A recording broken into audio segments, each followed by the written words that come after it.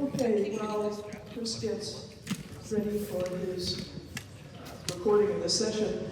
I just want to say that as we tried this panel at our last parlay, and I moderated it, and I thought it had been a failure. And in fact, the feedback was that everybody thought it was a wonderful panel.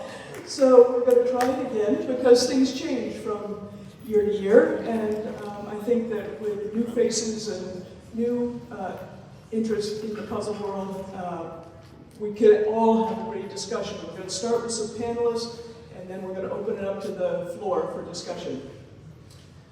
My panelists are Shay, Joe, Phil, Justin, and Kim. And I'm going to first ask each of them to introduce themselves by briefly saying what is their current interaction with puzzles. Are you a designer, a cutter, a collector, a restorer, an enthusiast, or something else, just so that you get to know all of the folks on the panel first, and then I'm going to start with a couple of introductory questions, and then we'll open it up. So, Shay. I am all of the above.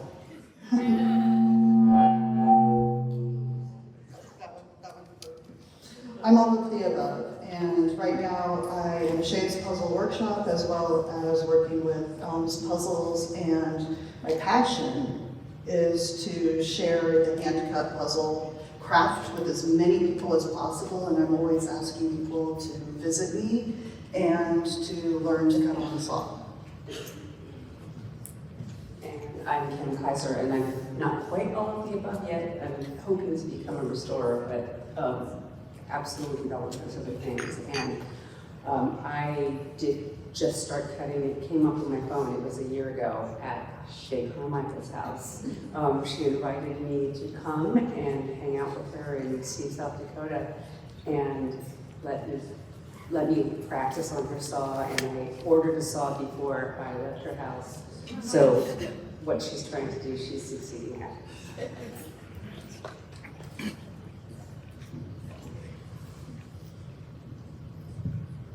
Hi, I'm Joe Seymour. I'm also one of the all the aboves. I started off as a collector, and my collection spans from 1783 to yesterday. And but I restore. I cut for fun, cut for a hobby. I don't sell puzzles. If I make a puzzle, I give it away. And this is, I think, my 10th parlay or something like that. Hi, I'm Justin Madden. I'm the 5th cutter at Par Puzzles. And Dad's the 4th, and we keep this wonderful tradition going. I am a designer and a cutter. I really don't put puzzles together. I just love to design them. Good morning, I'm Philip Einsohn, and I am a activated puzzle manufacturer. I started in 1975, creating puzzles for the gap between play school and cardboard as a kindergarten teacher. And when that failed because I knew nothing about marketing, fast forward many, many years, and during the pandemic, I re-entered the puzzle manufacturing business when a friend of mine said, "You need to go back to the puzzle business." All of our puzzles are cut with water, as I've mentioned a couple of times, and that provides a little different perspective on the tradition, and we have enjoyed people's responses to that, and it's ever developing as to how we will use that technology to create puzzles for people, for everybody. And as Jason just got through eloquently talking about, the benefits of puzzling is very important to me as well, in terms of the happiness that we all enjoy and our ability to spread that happiness to other people. That to me is extremely important. So I don't know about the rest of you out in the audience, but I've seen some things this weekend that are brand new to me in terms of what people are doing with their puzzling. And so my next question to the panelists up here is, what recent innovations are you aware of or have you yourself implemented above and beyond just cutting a piece of wood into interlocking or pieces that fit back together again? So I don't really have innovations with the puzzle cutting itself, but being part of Elms during the pandemic, people were cutting from home. So figuring out how to run a company of cutters from homes has been a bit of a challenge, but we figured it out. And as we continue to do that, we're now talking about pulling together other puzzle cutters into a collective and maybe sourcing supplies together, letting somebody handle some of the business stuff that isn't so fun as an artisan, and so maybe an umbrella of cutters. So that's kind of where we're looking forward business-wise. The one thing that I would say is I appreciate so much everyone's generosity and sharing all sorts of things so I don't have to learn the hard way. There's so many people here and in the puzzle world who have been just amazing with questions and offering up innovations and things I would have never thought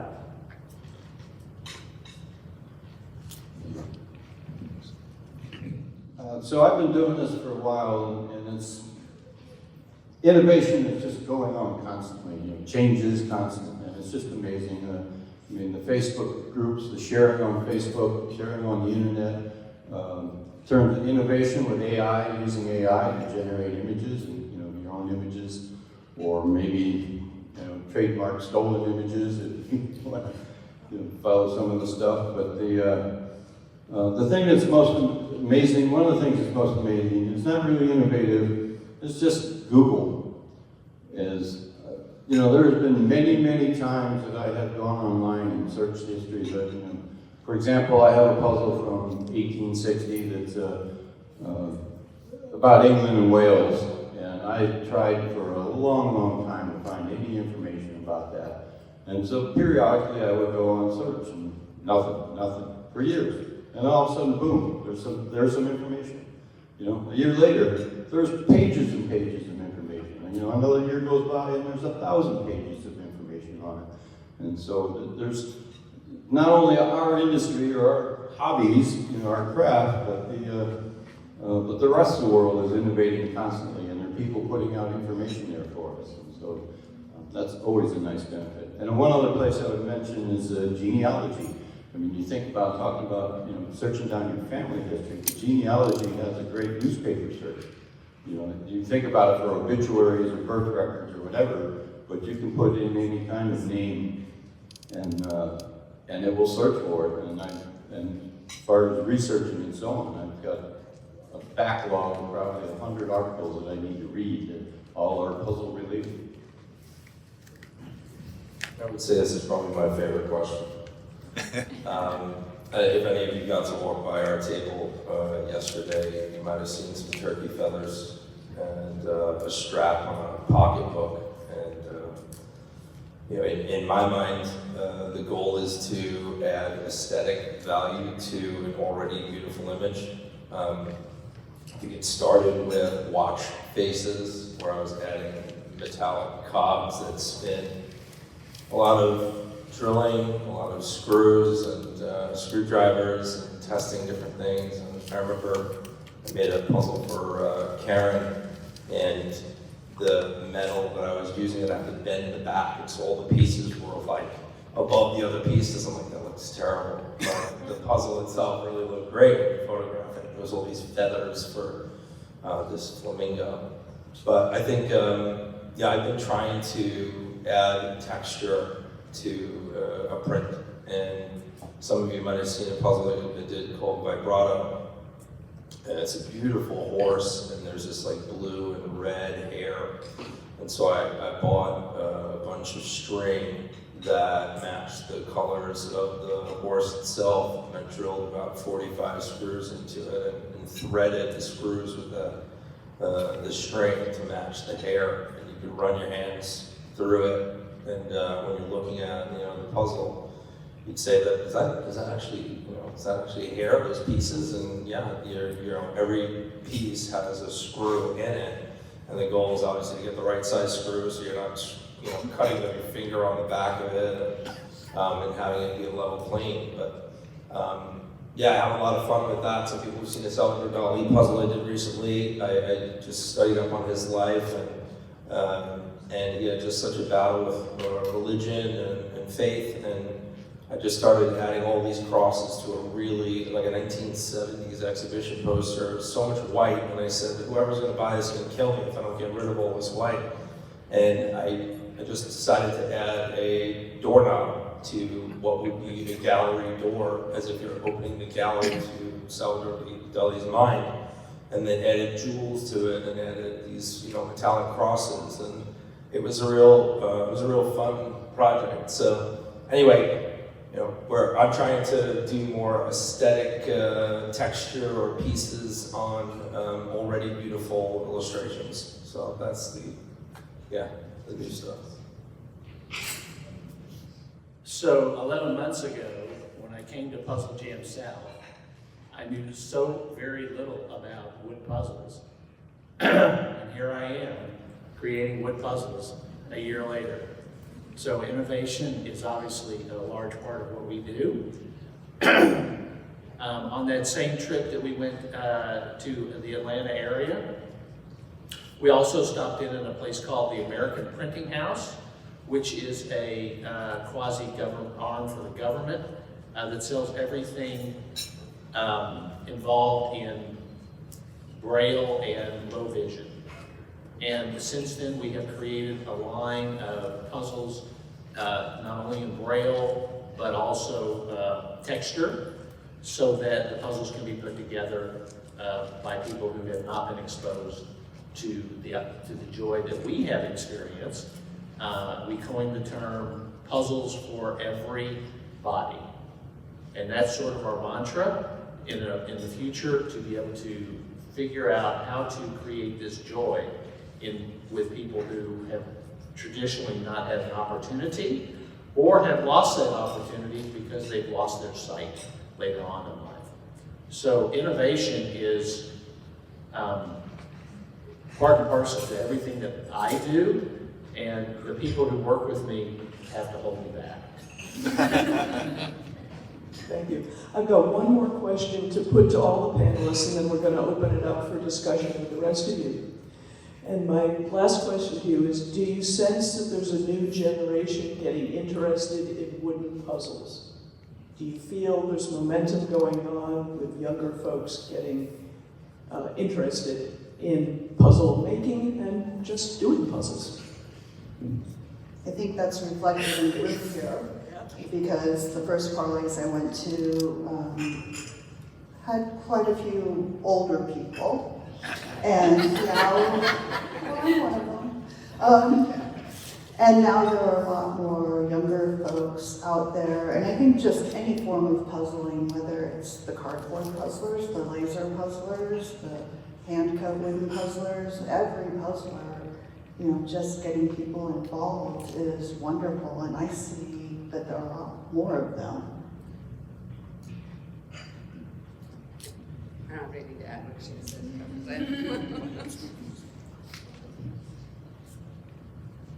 We have an entire focus on education.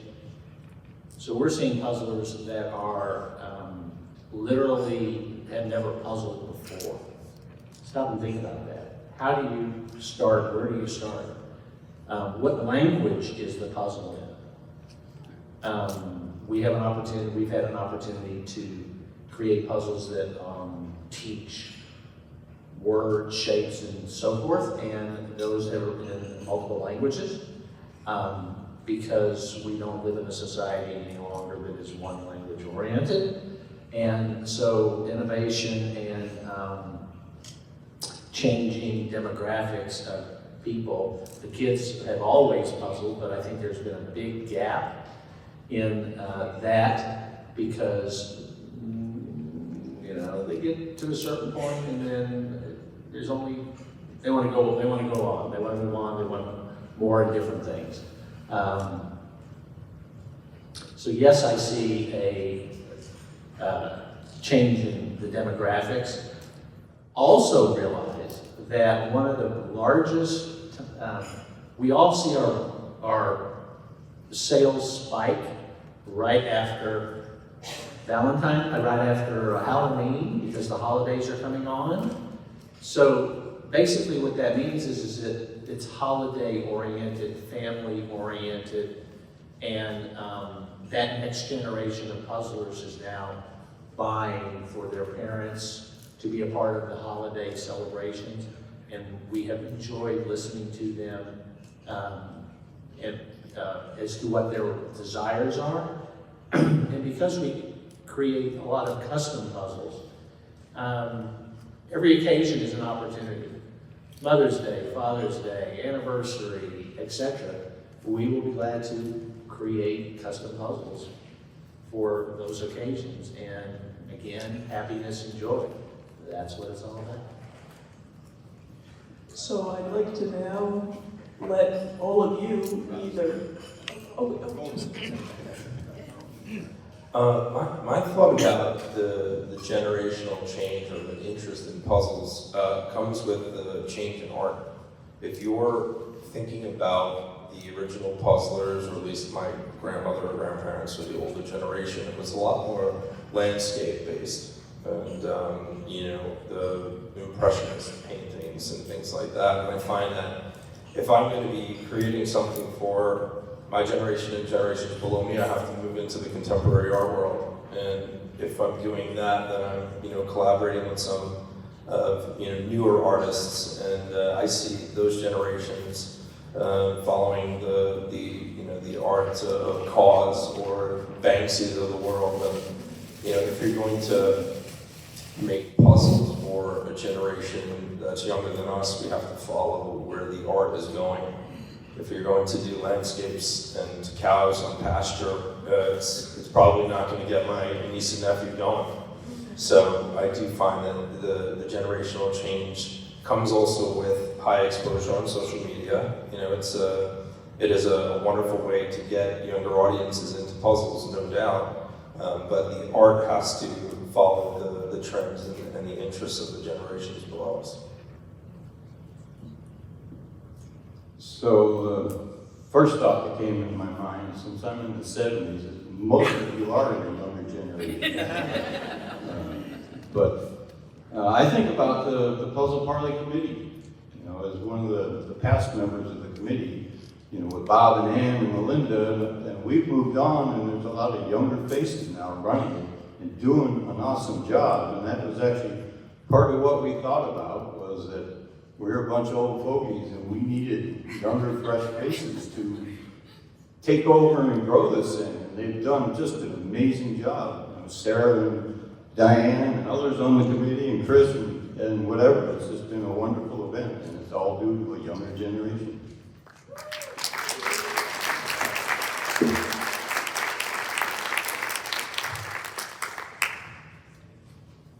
May I offer another thought? Sure. I'm going to take exception to my partner's thought process. You all received a 3-piece puzzle in your bags when you came. That piece of artwork that was on the front was created by my 89-year-old mother-in-law. So the art, I think we need to be open to all the generations. Very contemporary piece, and who knows where the art comes from. If they like it, great. Hold on, I think you actually proved my point, because you said it was contemporary art. So I was saying moving from impressionist and modern art to contemporary art. good enough. Good enough. Now let's see whether there are questions, comments, observations that you all would like to share. and I'm actually going to walk around with the microphone so that everybody can hear the question or the comment. So raise your hand.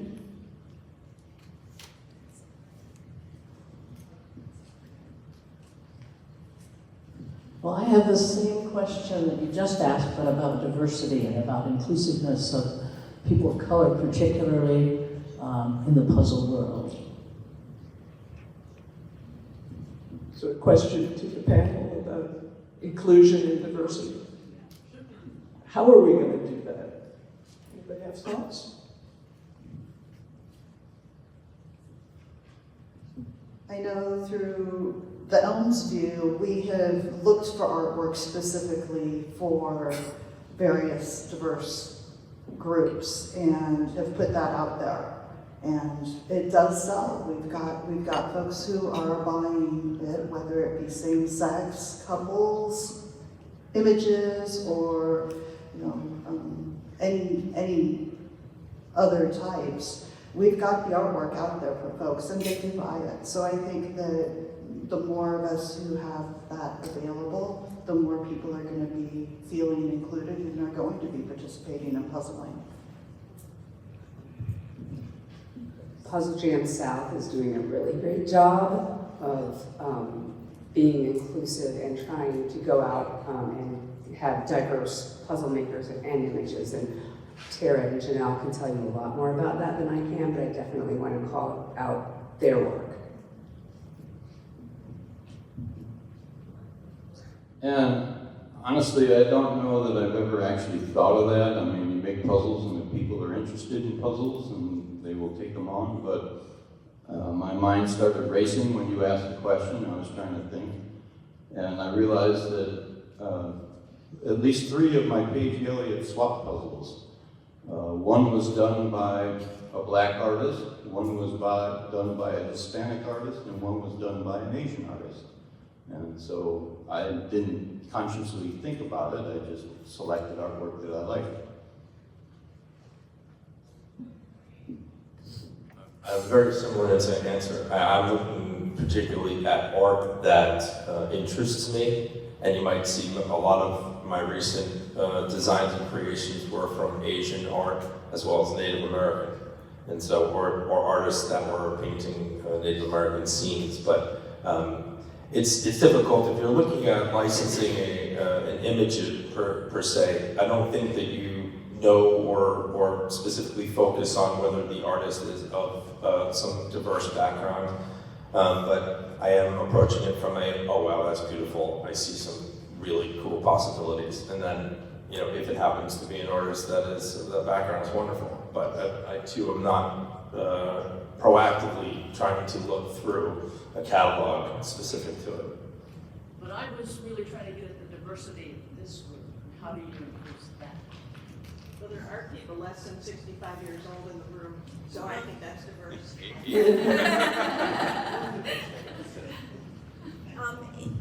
May I offer a thought on that? The puzzle that you've seen ad nauseum up on the screens that we created, the love puzzle, if you take a close look at that, it is a puzzle that was designed by the LGBTQ community with the whole concept of love in the middle, and that sort of speaks to one market that we are approaching honestly and forthrightly. We are totally art-based, artist-based, so you got art, bring it on.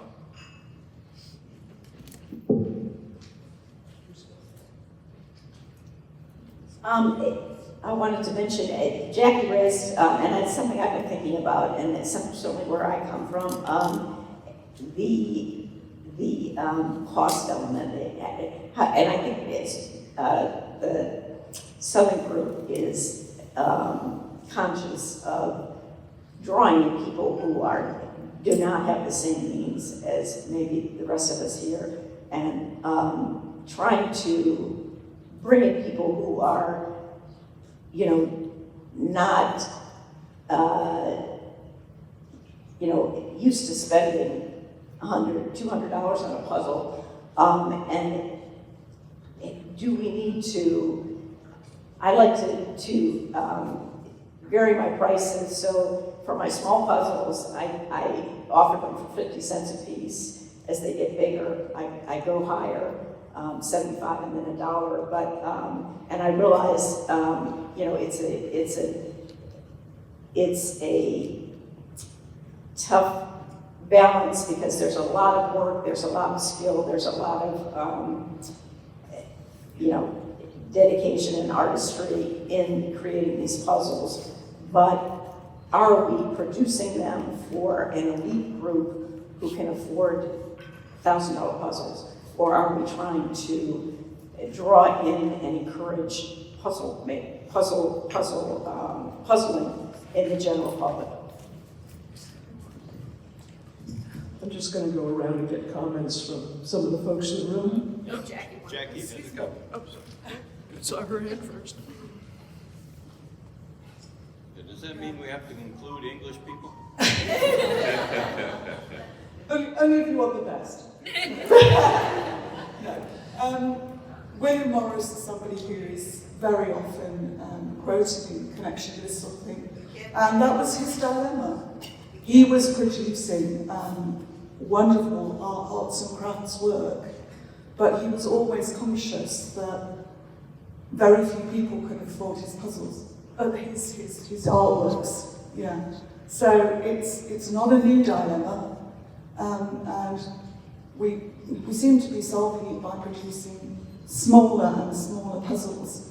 But that in itself is boxing us into a corner that if you want larger puzzles, you've either got to be very rich, or you've got to go down to laser or cardboard to be able to get that sort of challenge.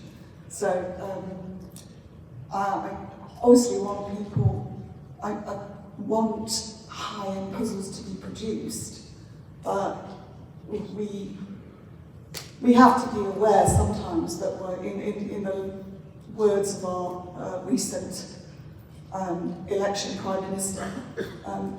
Well, sorry, it was the, you may not be aware of this, it's a Conservative MP who said we're talking to a smaller and smaller portion of ourselves.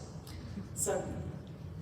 It is a dilemma to how to make things affordable for everybody who would like to participate. I've seen some hands over here first.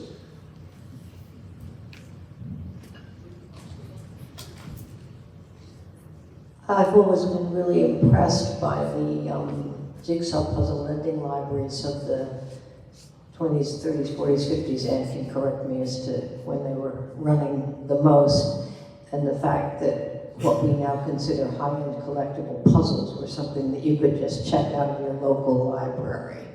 And I think that's the kind of access that we should be aiming for. I'm lucky enough to live in a small town where people in the community that own puzzles are dropping them off at the library.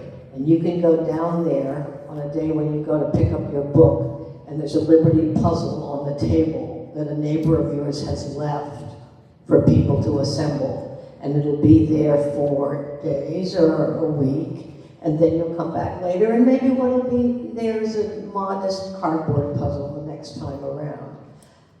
But the people in the community that own puzzles, and I haven't had the courage to leave one of my pastimes there yet, but the people in the community are being trusting and saying there are puzzlers here, and they're not going overboard and organizing a puzzling gathering for puzzling aficionados.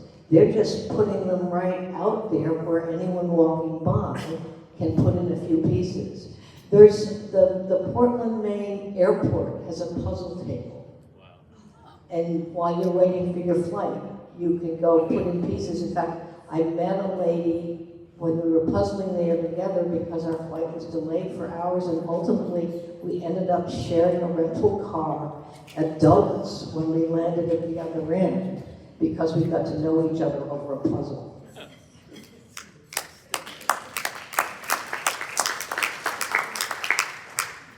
I'm a first-time attendee, and what I would like to say is not only thank you to the organizers here, But I would like to thank everybody who is here in terms of the generous and open spirit of just talking to me. I mean, I'm a nobody, and yet everybody has talked to me in a kind and friendly and opening way. There's a whole bunch of things that I have learned about that. What I'd like to share back to the panel and to everybody here, not only is my thanks for that openness and inclusion in this community, but also to say, from an artistic perspective, you have to pursue your own vision. You have to stay true to what is important to you visually and what is important to you as a designer, because that's what's compelling. I don't commission work because I want the best of your work. And if I tell you what to do, I'm not going to get it.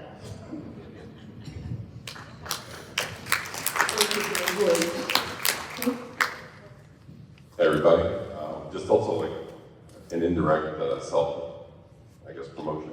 I've been doing a collaboration with Victory Puzzles, so when you're talking about a quality design puzzle that is also now more affordable, I've made their Artist and Artisan series. I've already made 3 puzzles for them, and I'm just reintroducing the Gold Box puzzle after 40 years. There's a puzzle coming out in about 3 weeks called Victory Over Gold. It's Old Gold Beach. It's an 80th memory to the puzzle of D-Day, and they're producing that right now. But anyway, normally you'd get one of my puzzles of this kind of size and detail for about $1,000 if you bought it from me. But now you can get it in a laser form, slightly looser fit, I'm hearing, but still a very nice puzzle for between $90 and $130. So maybe pass that around too. And it's victorypuzzles.com. Victory is $75. That's for their, $75 for yeah, so not for the Artist and Artisan series. That's okay. I'll send the answer. They gotta pay me something. I'm hearing a lot about the artwork and everything, and I'm thinking, well, how are we going to get people from different demographics involved in puzzling, which could possibly be something that would improve society in general? Because puzzling, I believe, I don't know how many of you are teachers or in education, but is it possible to bring like a club after a class for puzzling and also teaching these young kids how to make a puzzle? Using the art that many of them are extremely talented, but will never be seen because of their demographics. So I'm hoping that that's the message that we were talking about. How do we get it out there so that people of all different kinds of backgrounds can express themselves in the art, and then changing that, how can they make a puzzle out of it? How can they be creative? And I'm not hearing that. I'm only hearing about collecting and making money, and how about improving society at the same time? This is exactly the kind of discussion we all love to hear. So I'm going to Mark next.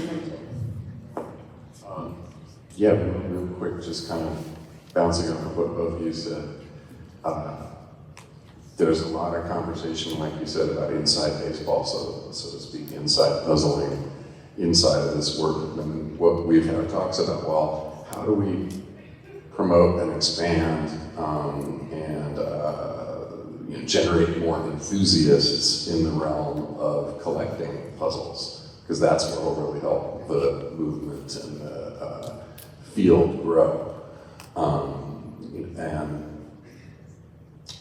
The community aspect, I wanted to mention somewhere I saw, you see these boxes around people's houses, they build a little, like a mailbox, and they call it a little free library. Somewhere, I can't remember I saw it, but somebody's doing it with the puzzles, where it's a neighborhood little free puzzle library. Puzzle Republic, you can go on their website. Okay, well that's great. So that's like exactly what my little thought process I wanted to bring into the conversation here. Like, how do we make puzzling more public and draw people in from wherever they are? When we do the puzzle swaps, for instance, in San Francisco, there's a fellow at a company called Unified Pieces, Mizzy. Does anybody here know Mizzy? I think he went to the Jam South.